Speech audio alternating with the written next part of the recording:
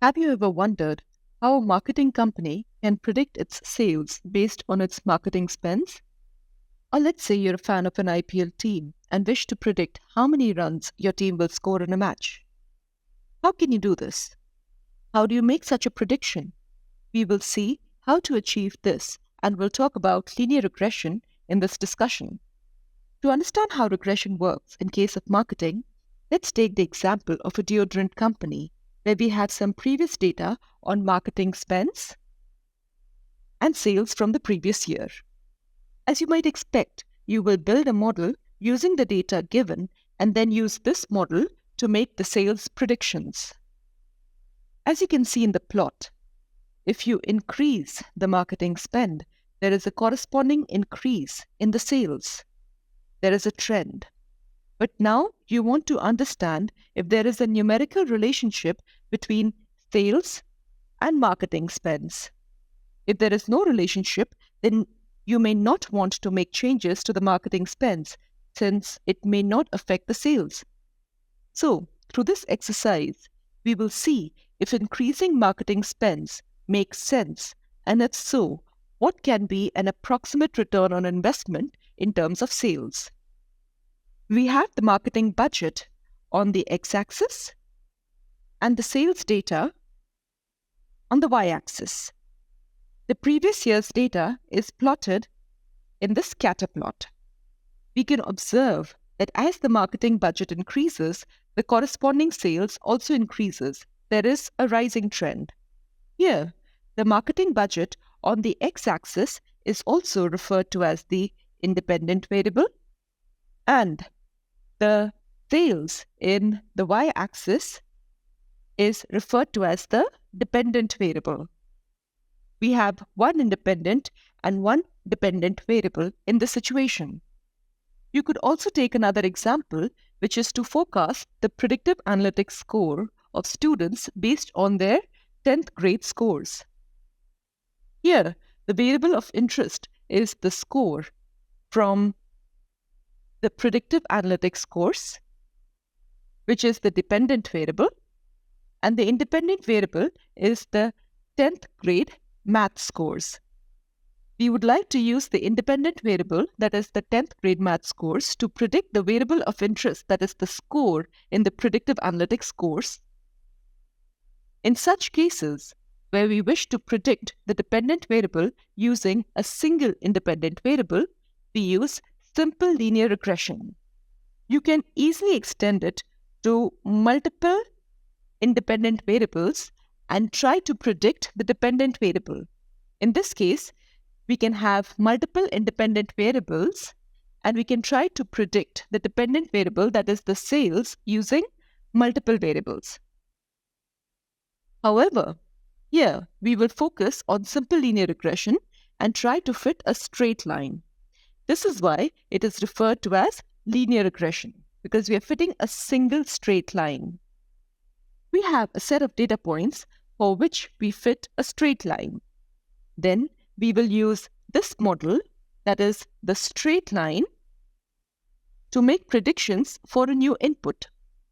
For example, when the input is 200 measured in lakhs, then my output will be about 15 measured in crores.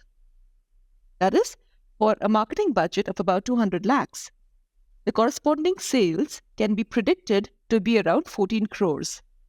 Using such a model, you can make sales predictions for different values of marketing spends. You may recollect the equation for a straight line is given by y is equal to mx plus c. This is the equation for a straight line containing two parameters, m and c. The slope of the line is represented by m and the intercept is represented by c. What do m and c signify? Essentially, c signifies the value of y where x is equal to 0. It is the point when the line intersects the x-axis. M signifies the strength of the relationship between y and x. To compute the slope m, you need to check how much does y increase for a unit increase in x. Let's write down the equation of this line as y is equal to beta naught plus beta 1 times x, which is the regression line. Why do we prefer this notation, or how does it relate to our previous equation y is equal to mx plus c? This notation is sort of standard notation in regression, as you can probably imagine. What is beta 1? Beta 1 is a slope parameter analogous to m, and beta naught is the intercept analogous to c. Now, let's consider this line in the context of deodorant sales, where x represents the marketing spend in lakhs and y represents the sales in crores. What is the interpretation of beta 1 in this context? Primarily, beta 1 asks what would be the impact on the sales y if you increase the marketing spend by 1 lakh, or basically 1 unit. And what does beta naught represent here? If the marketing budget is 0, what will be the corresponding sales? Now that we have the scatter plot of the data points and we know that we will fit a straight line to this set of data points, how do we determine the line that best fits this data? What line should we choose as a model to make the most accurate predictions? So, given the fact that you can have multiple straight lines that can fit a certain set of data points, what criterion do we use to pick the best fitting line? To solve the problem of finding the best fit line, we will introduce a concept called a residual. In the given plot, you can observe that when x is equal to 2, the actual sales value depicted on the y-axis is 7, but the value predicted by the model on the straight line is 4. So, we have the actual value of 7 and the predicted value of 4. The difference between these 2 points is 3, and this is what we refer to as the residual when x is equal to 2. Basically, the residual value for this data point is 3. For every data point, we have the residual value, the difference between the actual point and its prediction, as you can see on the screen here, for each of these points. The difference between the actual value of an observation and its prediction is also referred to as the residual, and we can call it error as well. It is denoted by EI. EI is basically the difference between the actual value and the predicted value. In order to get the best fit straight line, we want to minimize the total squared error, that is, sum of the squares of the error for each observation. And the process to do it is referred to as the ordinary least squares method. So let us say that we have n observations. E1 is the error from the first observation, E2 is the error from the second observation, and En is the error from the nth observation. E1 is basically the difference between y1 minus, this is the actual value, as you can see here, and the prediction of y1, that is, this point on the line. Similarly, for E2 will have the value y2 minus the predicted value of y2, so on till we reach yn minus yn, predicted value of yn. We take each of these errors and square them and add all of these squared values. What we get is RSS, or the residual sum of squares, and this is the value that we want to minimize. Once we minimize these values, we will get the best fit line. In order to do this, we would like to pick up those values of beta naught and beta 1 that minimize the RSS. Let's write EI in terms of beta naught and beta 1. We know that y is equal to beta 0 plus beta 1 x. This is basically predicted value of y. So, the error for the ith term will be nothing but the actual value of y minus the predicted value of y, which is beta 0 plus beta 1 xi. For I1, this value will be y1 minus beta 0 plus beta 1 x1. For I2, it will be y2 minus beta 0 plus beta 1 x2, so on and so forth. So, the RSS can be written as y1 minus beta 0 minus beta 1 x1 the whole squared plus y2 minus beta 0 minus beta 1 x2 the whole squared, so on, for the n terms. Putting it all this together, the RSS is basically a summation of the squared difference between the actual value and the predicted value over all the n observations. Basically, we wish to minimize RSS so we get the best fit line, and in order to do that, we need to get those values of beta 0 and beta 1, which will help us minimize RSS. Machine learning models often specify a cost function for a particular problem, and then they try to minimize or maximize that cost function.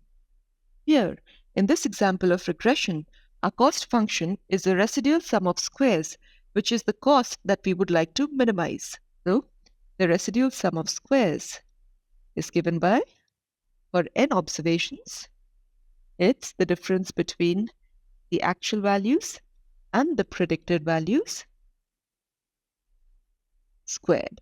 So we basically take the difference between the actual values and the predicted values, square it, and sum it over all observations. We would like to pick up those values of beta naught and beta 1 that give us the least value of the cost function, the RSS in our case. In general, how do you minimize a cost function? Here, you see that we have two parameters, beta naught and beta 1. One way of finding out the optimal parameters is to do a partial differentiation of the cost function with respect to beta naught and beta 1 and equate the two equations to 0. After solving the two equations, you will get those values of beta naught and beta 1 which give the least RSS and hence the best fit line. Another way of determining the solution is to use an iterative approach called the gradient descent. In gradient descent, you want to start with some initial value for beta naught and beta 1 and then iteratively work your way to a better beta naught and beta 1 till your cost function is minimized. Now, we will use an Excel sheet dataset example to illustrate how to actually fit a straight line using Excel.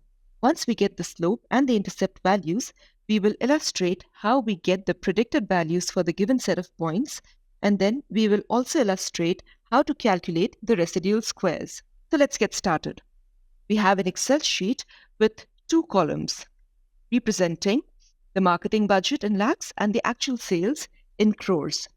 The marketing budget in lakhs is our independent variable and will be present on the x-axis, and the second column representing the sales will be the dependent y variable.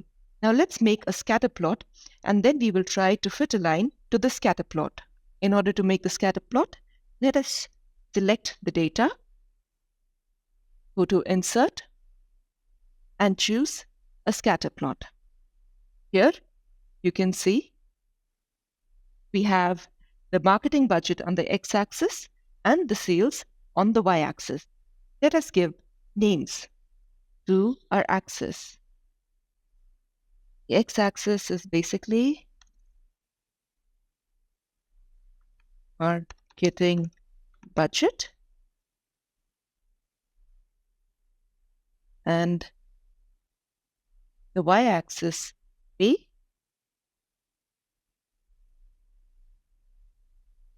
actual sales. Now we have a scatter plot with the x-axis representing the marketing budget and the y-axis representing the actual sales. Now let's try to fit a straight line, which Excel allows us to do right away. We simply go here again, go to trend line and fit a straight line here. You can see this dotted straight line on the screen right now. We also want to be able to observe the equation. In order to do that, we go to More Trend Line Options and mark display equation on chart and display R-squared value on chart. After selecting this, both these values, after selecting this, we can see the equation of the line as well as the R-squared value. The equation of the line is y is equal to 0.0582x plus 3.3525.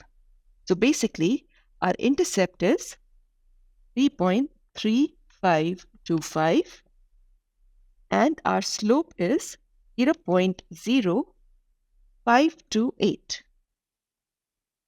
Using these two values, now we will find the predicted sales. We have the values of slope and intercept, that is beta 1 and beta 0. Our model is y is equal to 0.0528x plus 3.3525. Now, using this model, let us predict the sales given the marketing budget.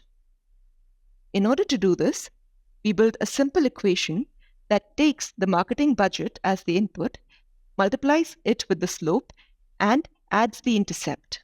So what do? We take the value of the slope, B20, we want to fix this, multiply it with the marketing budget, and add the intercept.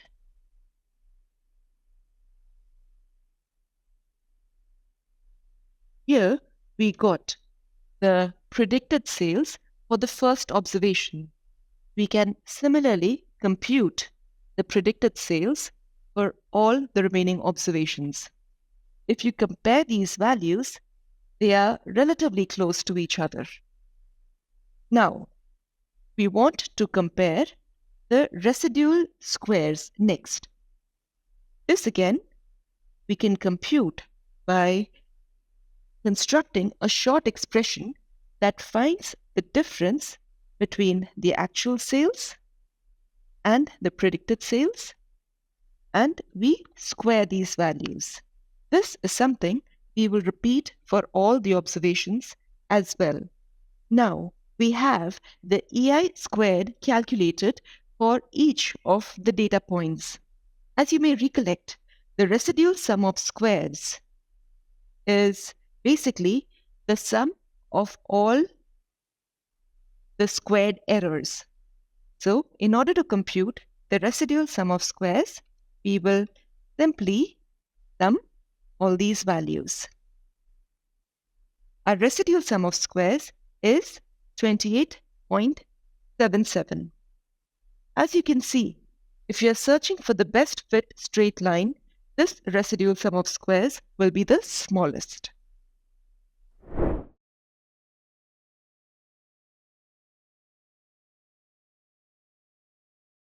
You can observe that this residual sum of squares is an absolute quantity.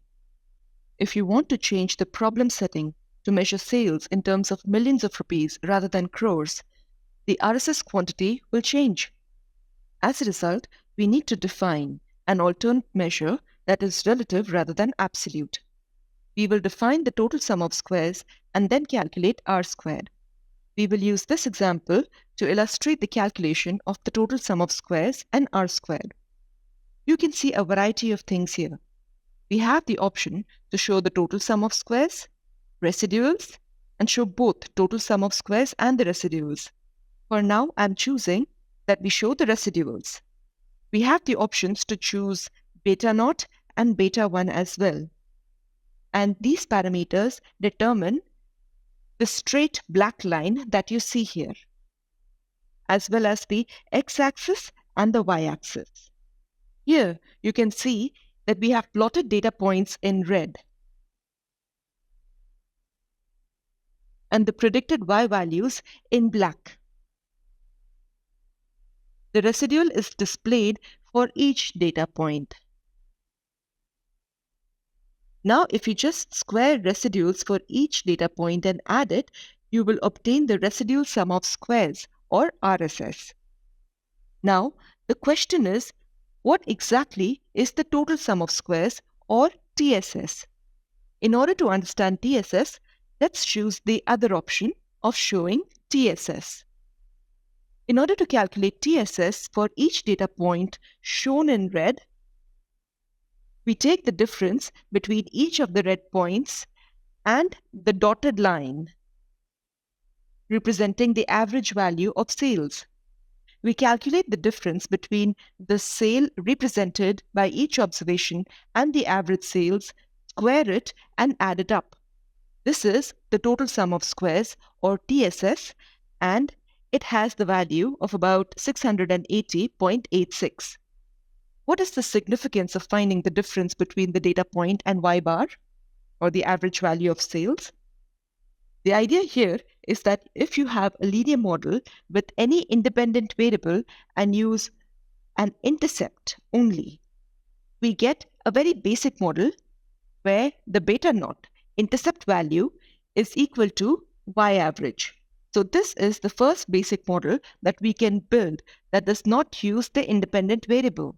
Any other model that we build with the independent variable should be better than this model. This model serves as a reference for us. We calculate the ratio of residual sum of squares and total sum of squares, which tells us how good the model is. In fact, we do this by calculating what is known as R squared, which is 1 minus RSS divided by TSS. This will tell us how good the model is. So, in this case, the R squared value is 0.62, which means that we can explain 62% of the variance in the data because of the independent variable added. Higher the R squared value, better is the model.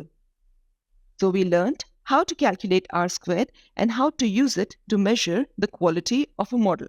Let us now look at a couple of instances with different R squared values to determine how good a linear fit it is. You can see the first case, where all the data points are lying on the line, and such a model is a perfect fit. This implies that every residual is 0 and your RSS is equal to 0. This means that R squared is equal to 1. In the subsequent examples, you can see the data points are not on the straight line and they are varying around the straight line. We obtain the R squared by finding the best fit. You can observe that as the fit becomes poorer and poorer, the R squared value becomes smaller and smaller, eventually approaching 0.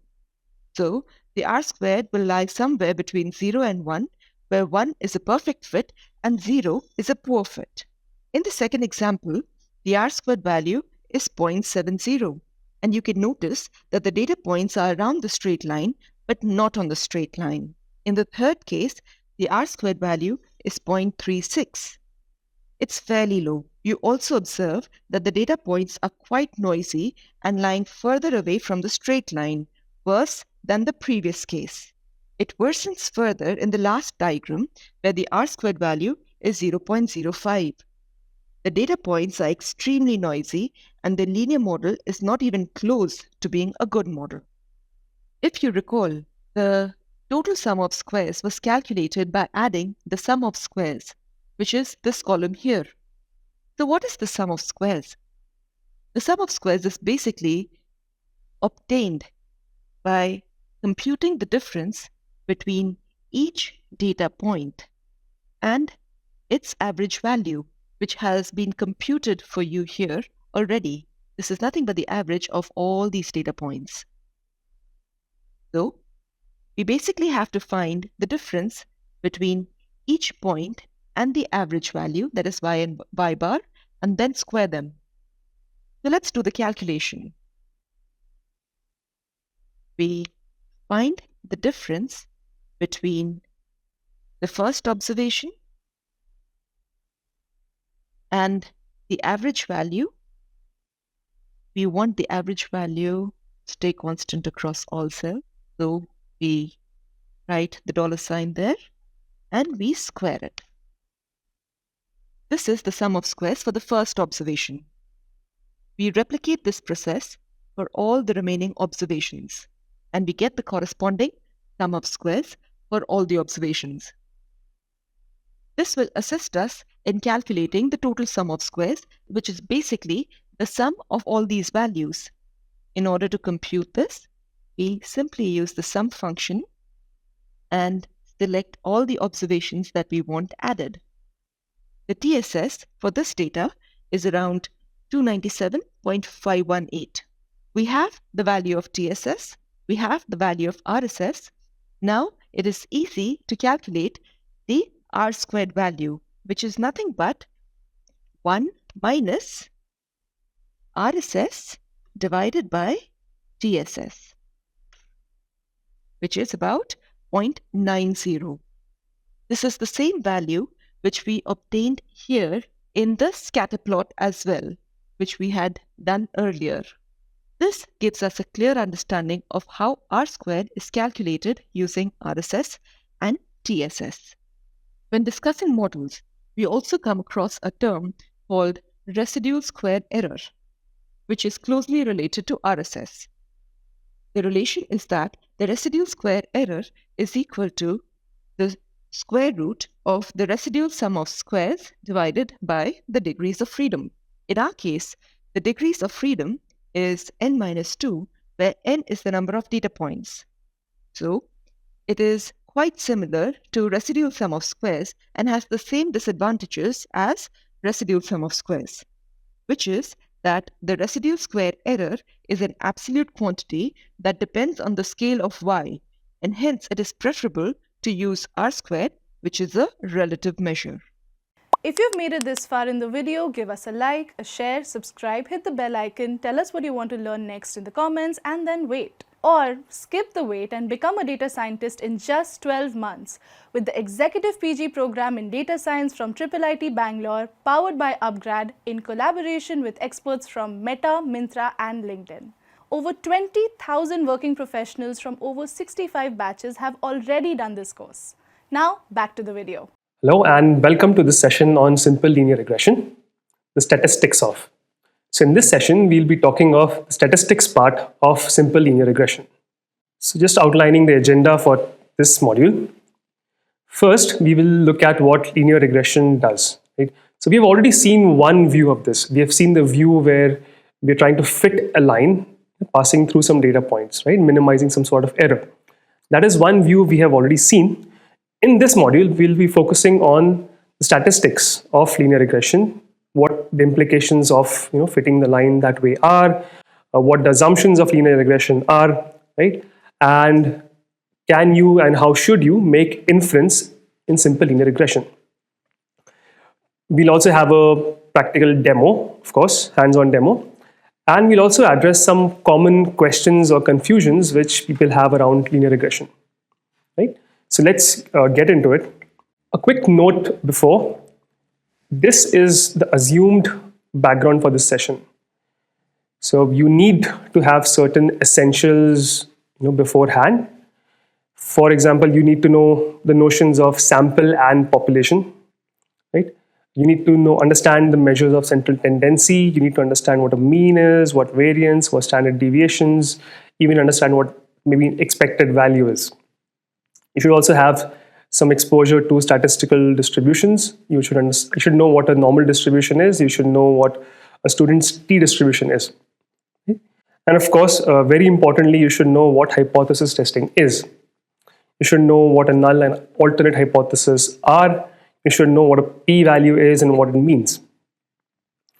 What will also be good to know is what is ANOVA and how it works. Right?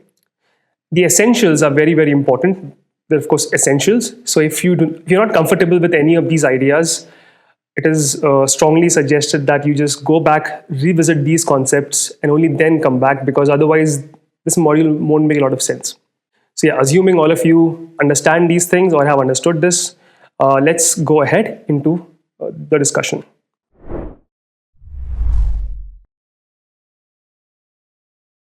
Let's do a quick recap of the fitting a line view which we had earlier, right? So we have these data points. We have one variable, which is the predictor, which is the x. We have one outcome variable, which is y. We are trying to predict y using x, or essentially we're trying to model the behavior between x and y. And we assume some true linear relationship. That is saying that in the entire population, the ground truth is that between y and x there is a linear relationship. right? That relationship is what we are trying to capture. Now, of course, we don't have the entire population with us, so we try to estimate it using some sort of a sample, right? So we make a formulation for the model where we say, y is beta naught plus beta 1x plus some error. We allow for that error, right? Because there is some error, of course. There's no one value at a given x. So we allow for some error. This is the formulation, which is a line, and beta naught is what we call the intercept. Beta 1 is the slope, right, of a line. And we try to find these values of beta naught and beta 1 by looking at the data. One way to do this is by minimizing the sum of the squared errors. That's a function we chose, right? I mean, it could have been anything, but we chose minimizing sum of squared errors for its properties. Now, when we did that, we got the beta naught and beta 1. Good.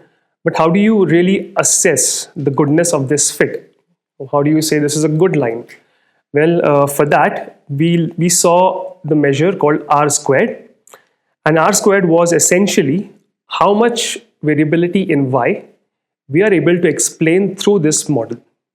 So it is a fraction of variance in Y, which is explained by the model, which is effectively variance explained by the model divided by total variance in Y. Right? And to use older terms, MSS was the model sum of squares. TSS is the total sum of squares, which is essentially just the variance of Y. And MSS was what the model explains, right? And it's not difficult to show that, MSS plus RSS is TSS. So if this doesn't make sense, go back to the earlier videos on this module. So yes, so R squared is 1 minus the residual sum of squares, which is the variance not explained, divided by total sum of squares. So this was R squared. And we use this to say whether a model is a good fit or not. Now, to make predictions, what we did was we got some estimates of beta naught and beta 1, right? So if you look at this equation here, we now have these little hats on beta naught and beta 1 and the Y as well.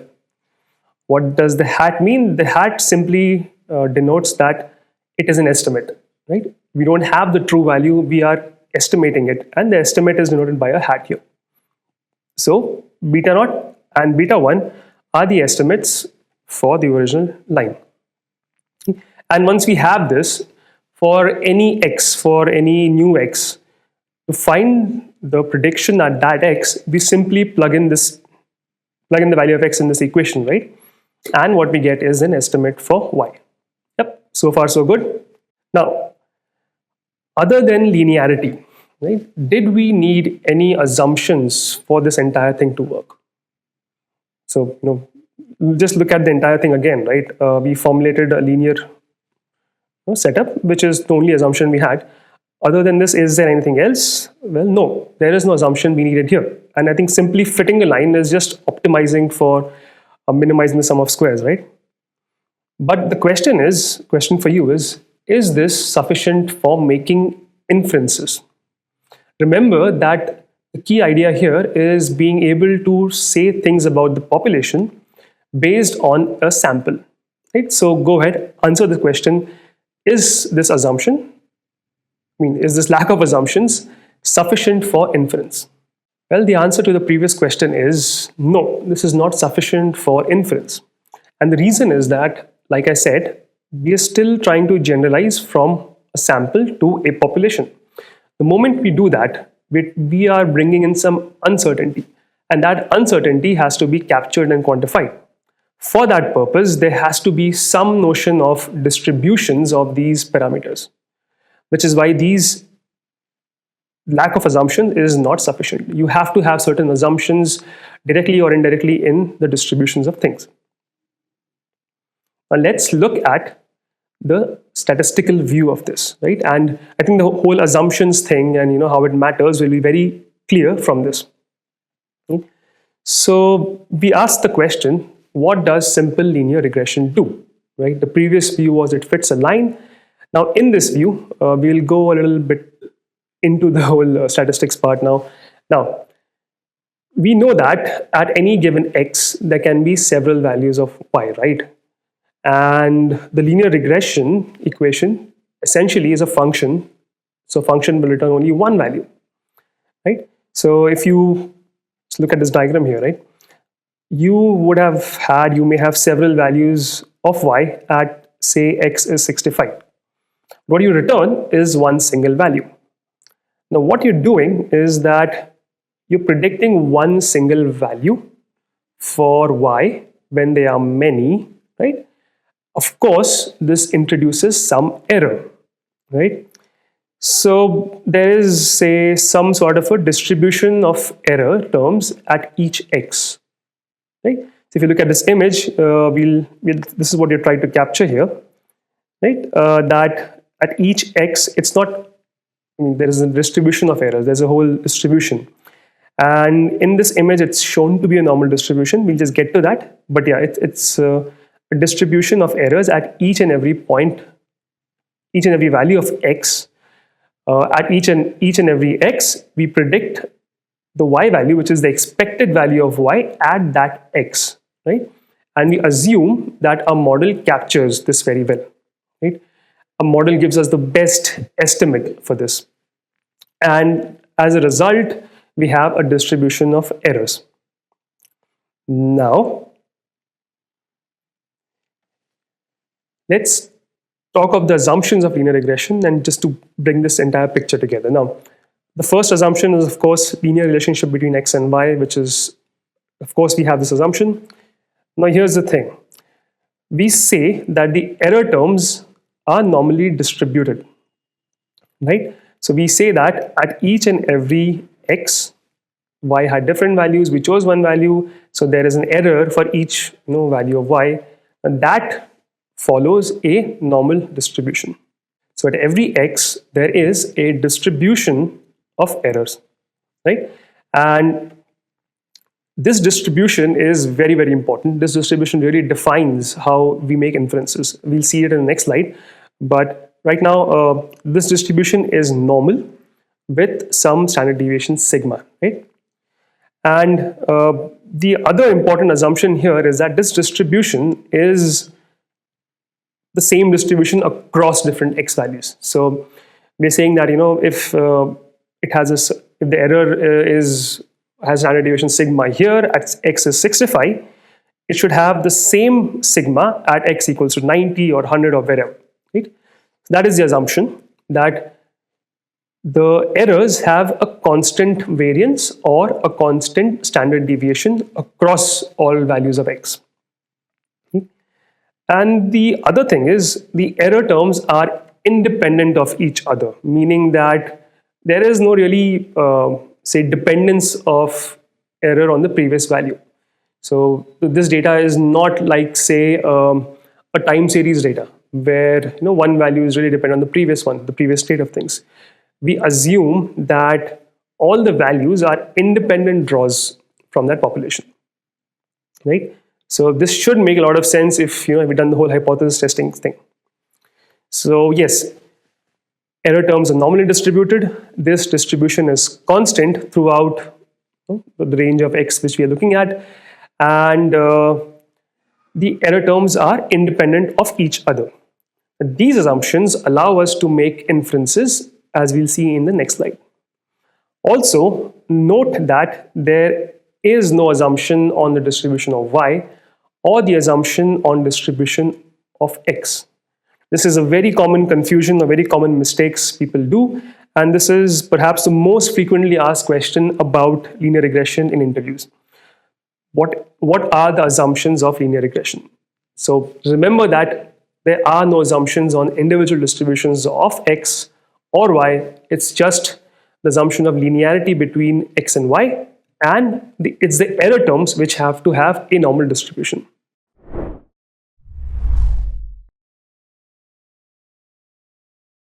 You have already gone through the theory of simple linear regression. Here, I will walk you through a demonstration of a simple linear regression model in Python. To start, we will use a dataset from the advertising domain. A company has spent money on different advertising channels like TV, radio, and newspaper and wants to know which advertising channel contributes the most to the sales. We will build a model to determine this. Let us now start working on our simple linear regression model. There are a number of steps that we need to take in model building. The first step here is reading and understanding the data. Essentially, we need to import the data, and that we will do using the pandas library. And second, we want to understand the structure of the data. Let's see how to do that. But before that, when running the code, many times you come across some unnecessary warnings which you really don't want displayed. In order to suppress those warnings, you just need to run these two lines of code. You import warnings and use the filter warnings function with the attribute or the argument ignore to suppress those warnings. In order to work with data frames, we import two libraries, NumPy and Pandas. Once these libraries are imported, the next step we will do is read the file into the advertising variable using read_CSV function from the Pandas library.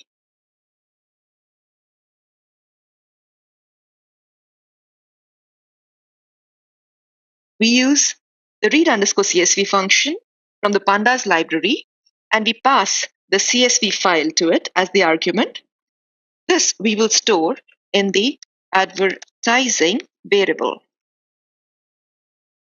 Once the file is read, we want to see what's there in it.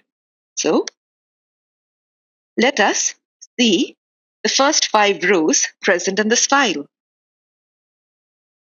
Here you will notice that the first 3 columns are essentially the advertising spends done by the company on TV, radio, and newspaper, and these are our predictor variables.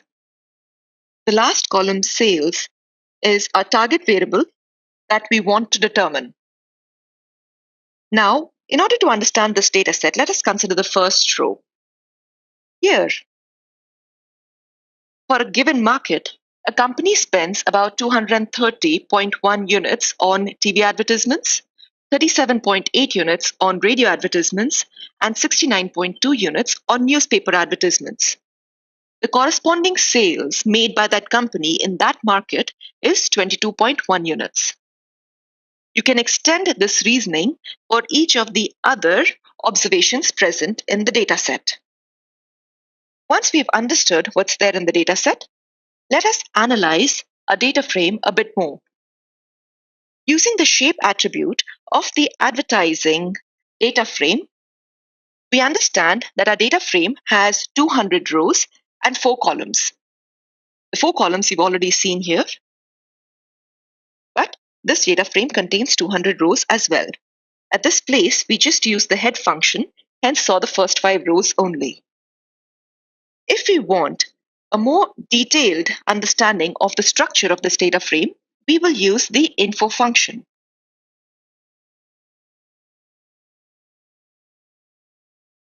Notice here, this function gives us the following information about this data frame. It has 200 rows ranging from 0 to 199. It has 4 columns. All 4 are numeric. And notice for each column, we have 200 non-null values. This essentially means that each column has 200 values and hence there are no missing values present in this data frame. Now, if we want to observe the summary statistics of the dataset, we use the describe function. Let's go ahead and understand our dataset a little more using the describe function. This function essentially takes in all the numeric columns and returns the important statistics like mean, median, max, min, so on and so forth. It is a good idea to compare the mean and median of different columns because that gives us an idea if there are some outliers present in the data. For example, let's consider the column TV. you will notice that the mean is about 147 and the median is about 149, which is not very different. So we can reasonably conclude that probably this column does not have many outliers. Also, we can concentrate on the difference between the minimum and maximum values because this will sort of give us an idea about the range of the numbers present in that column. Similar reasoning can be extended to other columns as well. An even better way of understanding our data is by visualizing it. In order to visualize our data, we will import two libraries, matplotlib.pyplot as well as seaborn. In order to understand our data, we would want to identify if there are relationships between each of the predictor variables and the corresponding target variable. To understand this best through visualization for numeric variables, we will be using something called as scatter plots. Essentially, if scatter plots show us some trend between the target variable and a predictor variable, then we will know that a regression model makes sense in that case. We will be using a regplot function from the seaborn library to make a scatter plot between the variable the advertising spends on TV against the target variable sales. Let's see how to do that. We will pass our predictor variable TV, the response variable sales, the data frame advertising. Let's run this. In this scatter plot, you can see the advertising spends on TV on the x-axis and the target variable sales on the y-axis. You also notice that as the spend on advertising on TV increases, the corresponding sales also increases. There is this line here which increases. There is a trend that you can see here. Let us change this variable to radio and see if there's any such trend present here as well. You will notice that there is a positive trend present here too. However, it is not as strong as what we saw between that the spends on TV and sales. And let's check the relationship between newspaper spends and sales. This also sort of gives a trend between the two variables, but you would agree that this is sort of a weak correlation between the two. Now, we have some idea how each of these variables are related to the target variable. But what if I wanted to compare each of them? I would want to see all the plots together. In order to do that, we will use another function called as pairplot given by the seaborn library. We will pass all the three predictor variables, TV, newspaper, radio, and we will be able to see all three scatter plots next to each other so that we can compare it. Let's do it. We pass the advertising data set, the X variables, radio, newspaper, the response variable, sales. Let's run this. You will notice that we will see the scatter plot between each of the predictor variables against the response variable side by side, and we can make comparisons between the three. As you can see, the relationship between the TV spends and sales is the strongest, followed by radio, followed by newspaper. It is helpful to compare the strength of relationship between different predictor variables and the response variable. Hence, a pairplot function is useful. Another interesting way to visualize correlation between different variables is using heat maps. Now, why heat maps? When we use heat maps, we do not want to plot the individual data points, but we want to visualize correlation between the data points. For this, we use the CORR function. Let's see how to do that. So we're talking about heat maps right now. We take our data frame advertising and use the COR function. What this function essentially gives us is an n by n square matrix where each cell gives the correlation between the corresponding variables.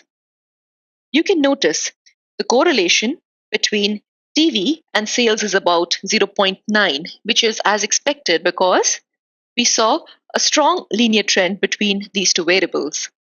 That between radio and sales is 0.34, as we can see, or as we can sort of intuitively expect looking at this scatter plot here. Similar is the case for newspaper, where the correlation is 0.15. You will agree that looking at numbers is always not very helpful. And also, if the number of variables increases, interpreting these numbers will increasingly get challenging.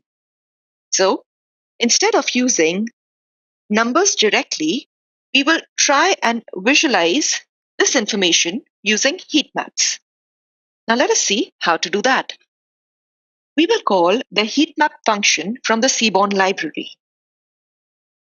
and pass it this matrix. Let's run this first. Notice here, the most correlated variables are lighter and the least correlated variables are dark. So essentially, what this image is telling me is that there is maximum correlation between sales and TV and a little lesser between radio and sales and very little between newspaper and sales. Notice the diagonal boxes here, they're really light. What this means is that each variable is perfectly correlated with itself. As you've noticed here, it is difficult to make interpretations just using the colors in the images. If I want to see numbers as well, what I need to add is A0 is equal to true. This will give me the numbers as well. This is the first step in model building, where you visualize the data set and build an intuitive understanding of the relationship between the predictor variables and the target variable. Let us now see how do we build a simple linear regression model. If you've made it this far in the video, give us a like, a share, subscribe, hit the bell icon, tell us what you want to learn next in the comments, and then wait. Or skip the wait and become a data scientist in just 12 months with the Executive PG program in Data Science from IIIT Bangalore, powered by upGrad in collaboration with experts from Meta, Myntra, and LinkedIn. Over 20,000 working professionals from over 65 batches have already done this course. Now, back to the video.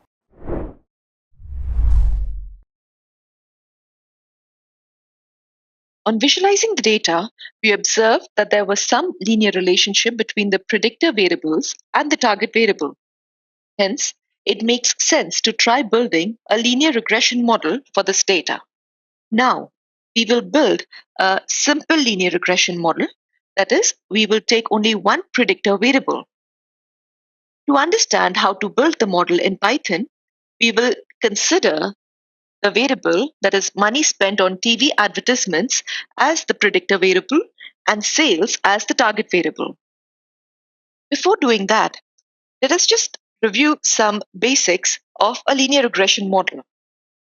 We know that a linear regression model is given with the following equation: y is equal to c plus m1x1 plus m2x2 plus mnxn, where y is the target variable or the response, c is the intercept term, x1, x2 till xn are the n predictors present in the model, and m1, m2, mn are the corresponding coefficients of those predictors. When a linear regression model learns, what it basically means is that it wants to find the best values for the coefficients m1, m2, mn, as well as the intercept term c. In our case, we are talking about simple linear regression, which essentially means just a single variable. The variable we are considering is the amount spent by the company on TV advertisements, and the response variable, y, will be the sales. So, our linear regression equation will be y is equal to c plus m1 times the TV spends.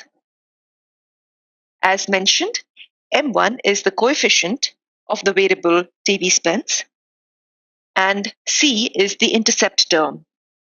M1 and C are the model parameters which the linear regression model will learn during the training of the model. In order to build a linear regression model, we will be using the stats models library.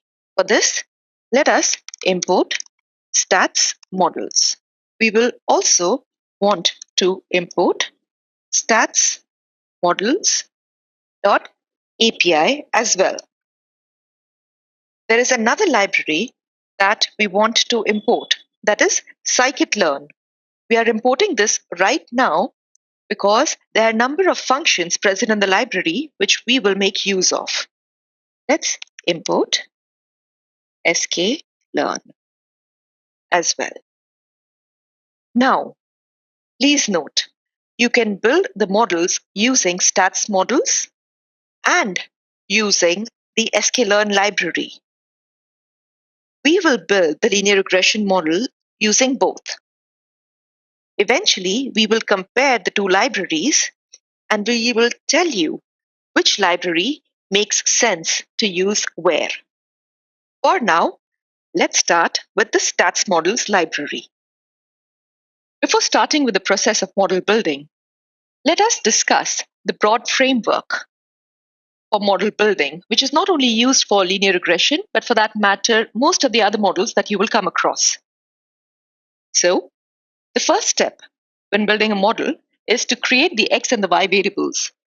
X will basically contain your predictor variables, and Y will contain the target variables. In our case, since we are doing simple linear regression, X will contain a single column, which is the spends made by the company on TV advertisements, and Y will be the corresponding sales. The second step is to create the train and test data sets.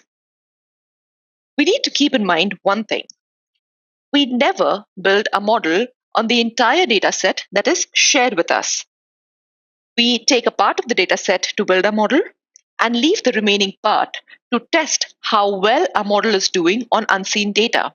It gives us an indication about the generalizability of a model. We really don't want to build models so that it works on the training data alone. We really want the model to do well on data which it has not seen before. Hence, we create the train and test data sets. Then, we train our model on the training data set.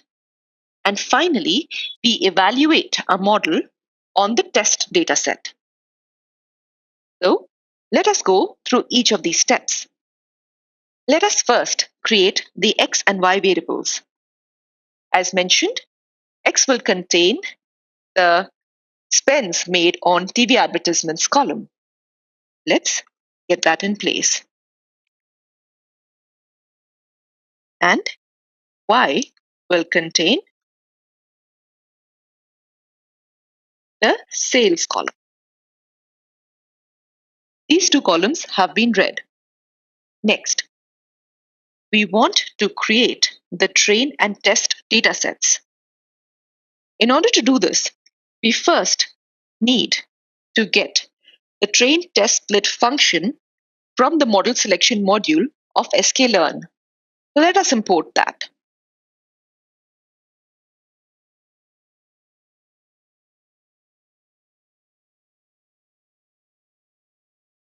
Once the function is imported, we will pass the data and say that we want about 70% of our data in the training data set and about 30% of the data in our test data set. And we add one more argument here. Why do we add this random state argument? This is essentially to get the same set of rows in the training set repeatedly. If you want to repeat the same analysis, we would probably want the same training rows as we have here. Hence, we use the random state as a particular value. If we change this value, then the observations in the training and the testing data sets may change. And as long as we maintain the same value, we will get the same observations. So if you want to repeat the analysis, this is a good idea. Let's do the split. Let's now store this in a variable. X train, X test, Y train, Y test. Now we have our predictor variable in X train and the corresponding response variable in Y train, and predictor variable of the test data frame in X test and the corresponding sales values in Y test. Let us see how does it look using head function. Here we have the spends done on TV advertisements in X train, and in Y train we would have the corresponding sales values. So now we've split the data into train and test parts. So we've done the first two steps that we've discussed here: create the X and Y variables and create the train and test data sets. Now let's proceed to train the model on the training data set. Now let's move to the next step of training the model. As discussed, we will be using the stats models library. We had imported it. Let us just run these two lines of code where we are importing the stats models library. And let's continue with building our model here. Now, in our case, the simple linear regression model that we are building, its corresponding equation is the response variable sales is equal to the intercept term plus a coefficient times the predictor variable, that is, the amount spent on TV advertisements. When we use stats models, there is a small nuance that you need to keep in mind. Stats models, by default, does not include the intercept term C in its default model definition, but most models would require this intercept term C. In order to do that, we will need to manually add it. Let's see how to do this. First, we are aware that in our training data set, we have a single column with the amount of money spent on TV advertisements. In order to add this intercept term C, the workaround that we need to do is to add another column with the name const, such that each value in that column has the number 1. So let's do that. We will take another variable name.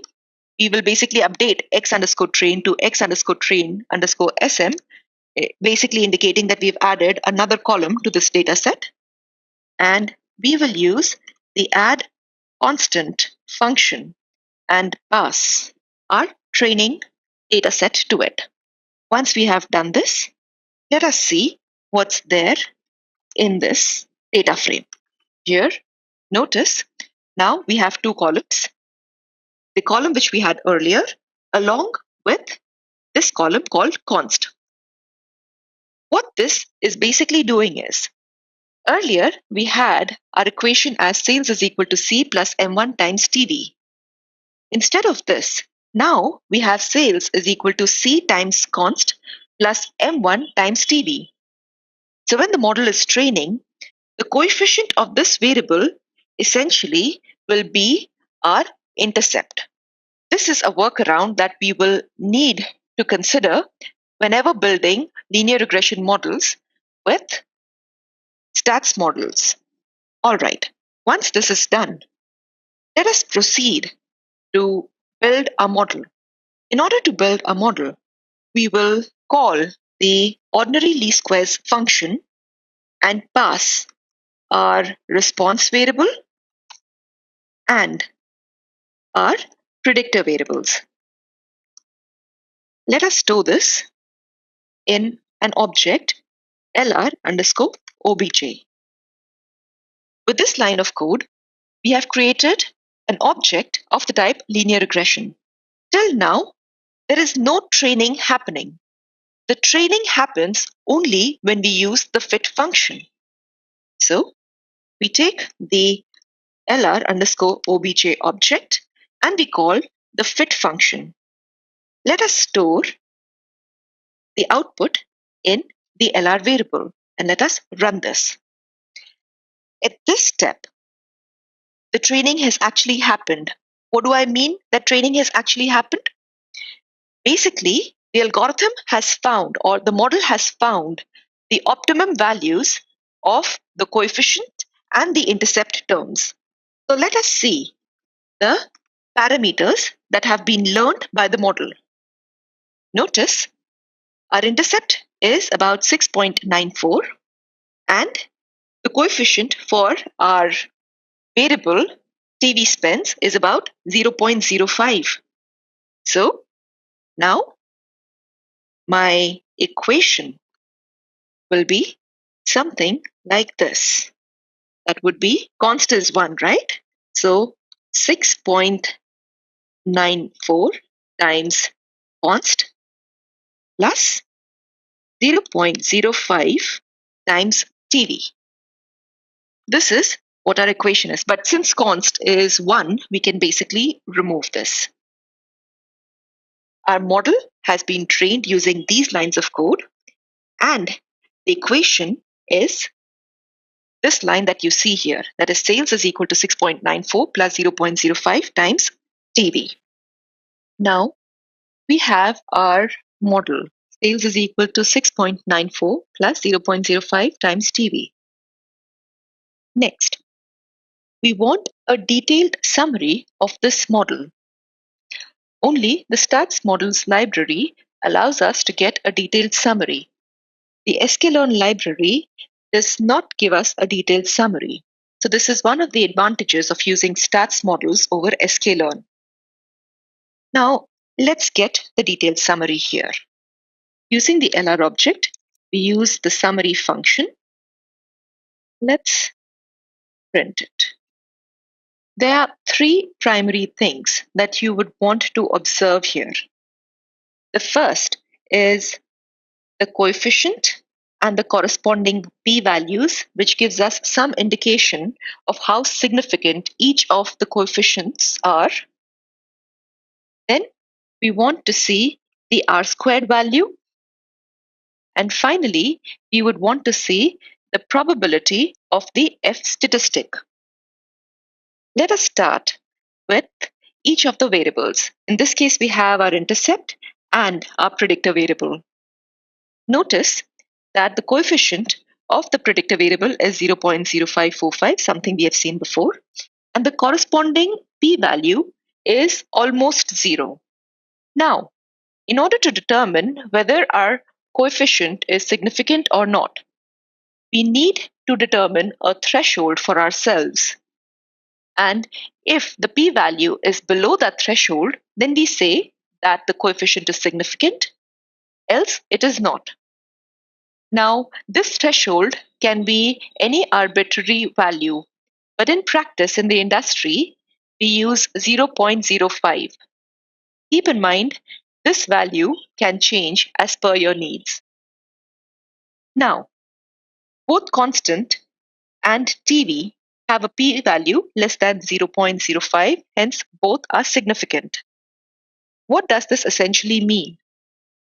This means that the relationship between sales and the amount spent on TV advertisements is not happening just by chance. There is a real statistically significant relationship between them. And same reasoning can be extended to the intercept term. The second thing that we want to discuss is the R squared value, which is about 0.816 or 81.6%. This is a high value.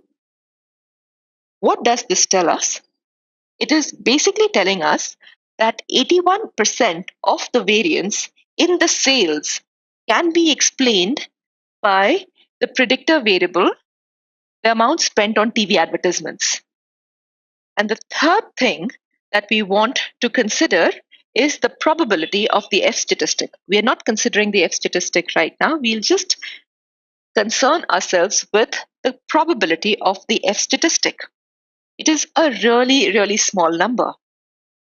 What this essentially says is that because the probability of the F statistic is really tiny, the model fit is statistically significant. Earlier, we were talking about a variable being statistically significant or not. Right now, we are talking about the model fit being statistically significant or not. And in this case, a model fit is statistically significant.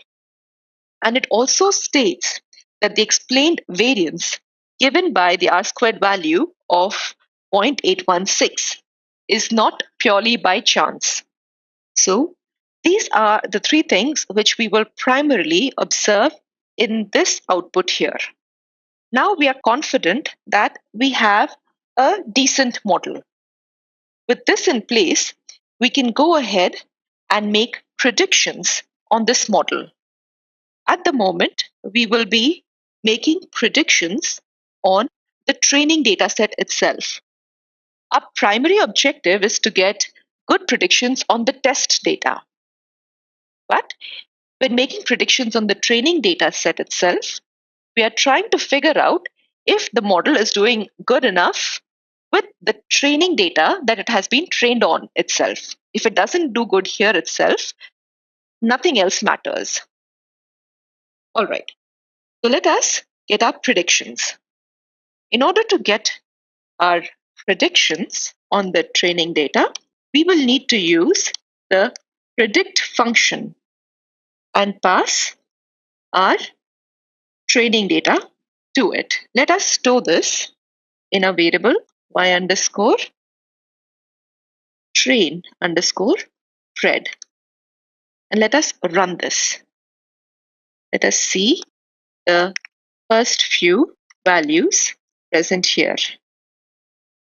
So these are basically the predictions made on the training data. Now let us compare the predictions made by this model with the actual values given in the data. We'll do this through visualization. So what do we need here? We will first build a scatter plot passing the train data, that is the amount spent on the TV advertisements, and the response variable, that is sales. Okay, here we can see the scatter plot between the TV spends and the sales. Now we want to plot our predictions here, right? We want a straight line. So we will use PLT plot. We will pass our train data set and the corresponding predictions, the predictions that we just computed, and we will give it a different color so we can actually see what the predictions are. So notice here, the blue dots are our actual observations. These are the sales values, the actual sales values. And this red line basically gives us the corresponding predictions made by the model. So it seems to be doing a pretty decent job. We've completed the step of training our model here. So just reiterating the overall structure that we use when building a model. So we've already read and understood our data. We have just trained a model. Now there are two more steps that are pending that we need to do.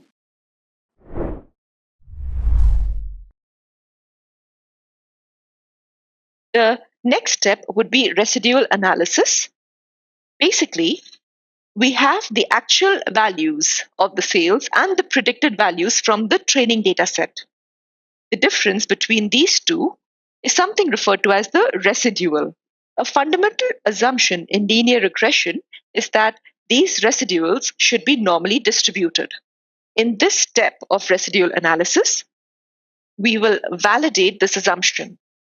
To do the residual analysis, we first need to get the residuals, which is nothing but the difference between the train and the predicted sales values. How do we get that?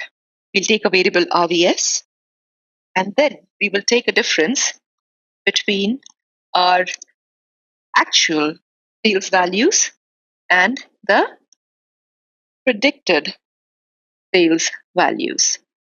Let us see the first few rows of this data set. So these are the residuals for each of the observations present in our data set. Once we get the residuals, we want to check the distribution of the residuals. They should be normally distributed. Also, we want to look if there are any patterns present in the residuals. Let us start with the distribution of the error terms or the residuals.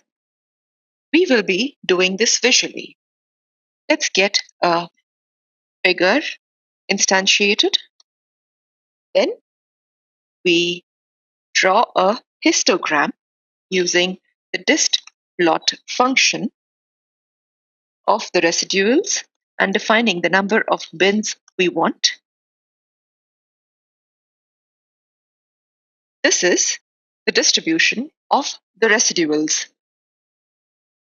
We know that a fundamental assumption of linear regression is that the residuals should be normally distributed. In order to check whether this distribution is normally distributed, you can do a qualitative analysis or a quantitative analysis. In practice, a sound qualitative analysis is enough. There are also quantitative techniques available which give you numbers to quantify how normally distributed a variable is, but we will not get into that here. In practice, and even in industry, if you are confident with your qualitative analysis, you should be okay. Now, qualitatively, if I want to determine whether a distribution is normally distributed or not, what I want to see is that the center of the distribution should be around 0, and the shape should look like a bell curve of a good normal distribution. This plot looks like a reasonably good normal distribution centered at 0. This implies that the residuals are following a normal distribution with a mean of 0. Thus, the fundamental assumption of linear regression is being met. Next, we also want to check if there are patterns in the residuals. In order to do this, we will plot a scatter plot where we have the predictor variable on the x-axis and the residuals on the y-axis. Here, imagine there is a line passing through y is equal to 0. Ordinarily, you should see all the residuals scattered randomly around this horizontal line. What that implies is that at any given point, if I take a vertical strip anywhere, the mean of the residuals in that vertical strip should be 0. Looking at this image here or this plot here, you really cannot see any pattern.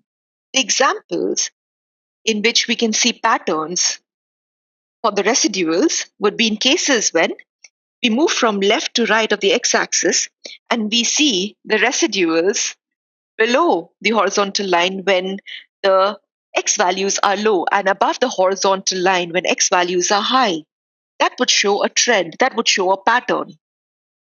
Also, in another case, when we move from left to right, if we sort of see a funnel shape in which the variance of the residuals keeps increasing as we move from left to right.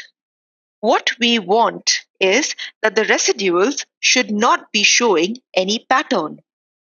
Since we do not see any significant pattern here, we can say that the second assumption is also met. So we can see that the residuals are following a normal distribution and there does not seem to be any trend or patterns in the residuals. Since both our assumptions are met, we can be confident about our linear regression model and proceed to make predictions. Once the residual analysis is done, the fourth step would be making predictions on the test set and evaluating how well a model is doing on unseen data. Let us now move on to the next step in which we make predictions using the test data set and also evaluate the model on the unseen test data set. We basically want to verify that the predictions made on the unseen data are not that different than that made on the training data set, which the model has used to build. For this, we will need to have the input data frame as X test. This was the part of the predictor variables that we had kept aside to be used later. Recall that we added a column to the X-train dataset to take care of modeling for the intercept term. We will have to do the same thing to the X-test dataset as well. Let's do that. Let's take X underscore test underscore SM and add constant to the X-test dataset. Now just have a look at the first few values here. Notice that a different column or another const column has been added. Now it is in the same format as X-train dataset was when it was used to train the model. Once this is in place, we would like to make predictions giving X underscore test underscore SM as the input. In order to do that, let's create a variable which will store the predictions given X underscore test underscore SM as the input. Let us run this as well. And let us see the first few values present in the prediction. So these are the predictions made from the unseen data set. Now, we have our predictions in place. We would want to evaluate our model. There are two ways in which we will do this. We will use the root mean squared error, and we will also use the R squared value. Let's start with the root mean squared error. In order to get the root mean squared error, I will first import the libraries that will help me use the necessary functions. So from sklearn.metrics, we import mean underscore squared underscore error. And from sklearn.metrics, we also import R2 underscore score. Let's run this line of code. Now we have the actual sales values of the test data set and the predicted values as well. So y underscore test are the actual values and y underscore spread are the predicted values. We will find the mean squared error. We will find the mean squared error giving these two as the input arguments. And since we are using the root mean squared error, we will also take the square root. Let's run this. This value comes out to be about 2.019. Now, what this number essentially means is that when the model is making predictions, its predictions may be off by about plus or minus 2.019. So do keep this in mind. Whether this number is acceptable or not depends on the problem you're trying to solve. In certain problems, A high number is also acceptable. In certain other problems, a very small number is also unacceptable. But that depends on the business use case you're trying to solve. For now, let us just stick to this value here, 2.01, and say that our predictions may be off by plus or minus 2.01 units. Next, we want to compute the R squared value. In order to get the R squared value, we use R2 underscore score function and pass these two arguments to this function as well. And let's run this. The R squared score here is 0.79. So this is the R squared value on the test data set.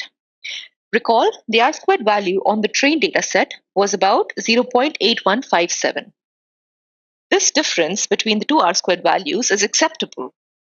Generally, anything within a 5% range is acceptable. All right. So, till now, our evaluation of the model on the test data set seems satisfactory. Let us also visualize the fit on the test data set. I will just copy the code that we had used earlier for the trained data set to do this.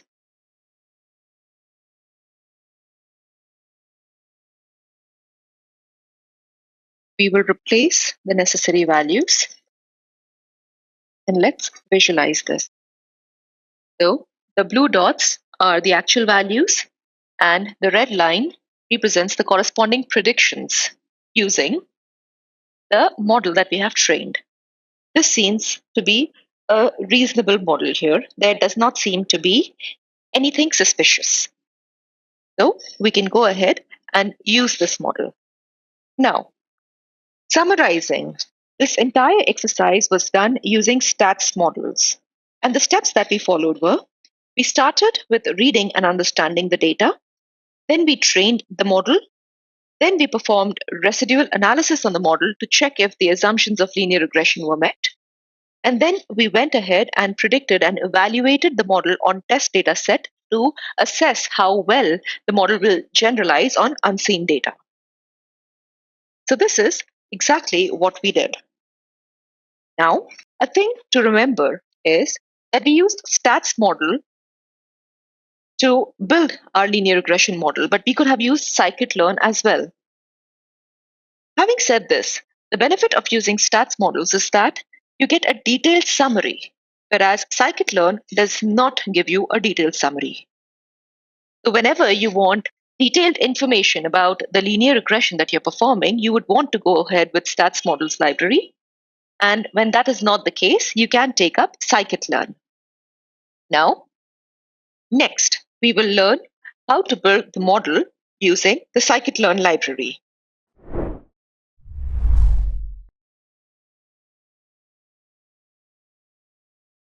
Let us now build a linear regression model using sklearn. sklearn is the go-to package for most of the machine learning and predictive analytics tasks.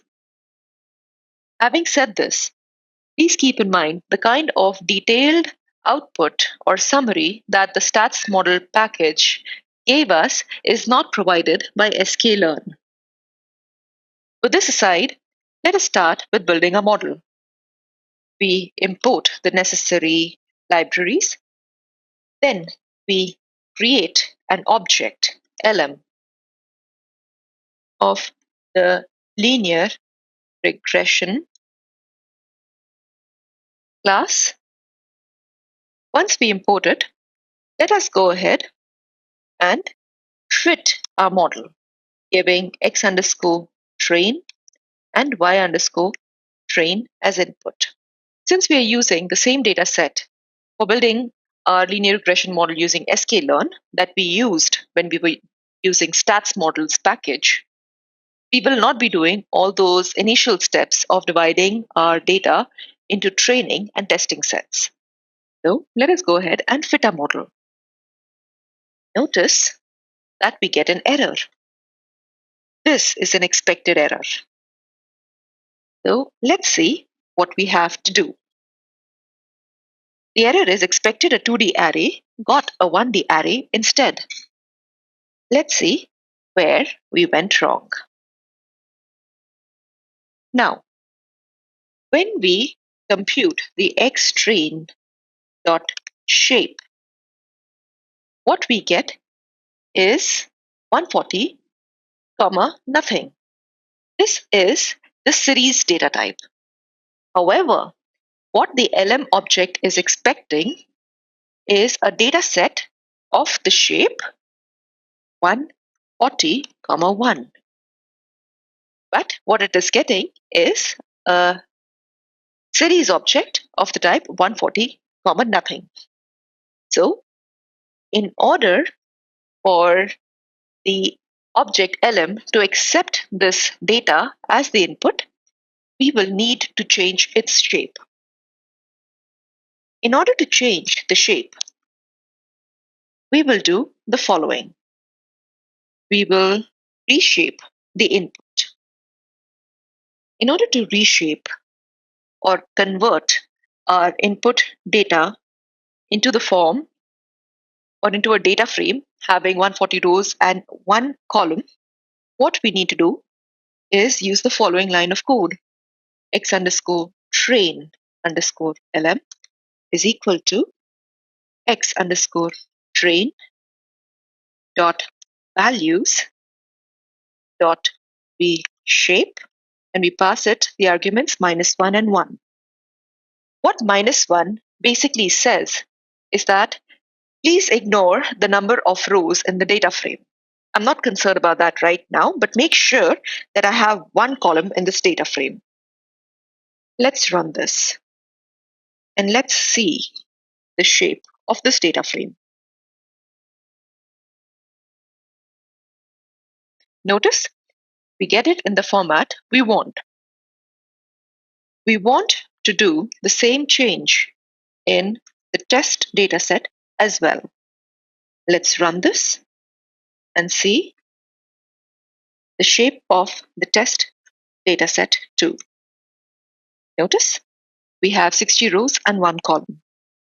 Now we have our dataset in the form we want. Let us now build our linear regression model. We'll call lm.fit and pass our train dataset xtrain underscore lm and our response variable y underscore train. Let's fit our model. Once this model is fit, we want to have a look at our coefficients and the intercept. In order to do that, we will call this attribute. And if you want the intercept term, we will call this attribute. So notice these values are same as what we got when we used the stats models package. Essentially, the equation we get is the same, that is sales is equal to 6.948 plus 0.054 times TV. Now, let us make predictions as well. In order to make predictions, we will call the predict function and pass xtrain lm, that is the input, and store it in y train red. Similarly, we will make the corresponding predictions on the test set as well. Once we've made our predictions, let us evaluate our model using the R-squared values. In order to do that, we will use the function R2 underscore score and pass the actual y values and the corresponding predicted values for both the train and the test sets. These are exactly the same values that we got before. This is how we build our linear regression model using scikit-learn.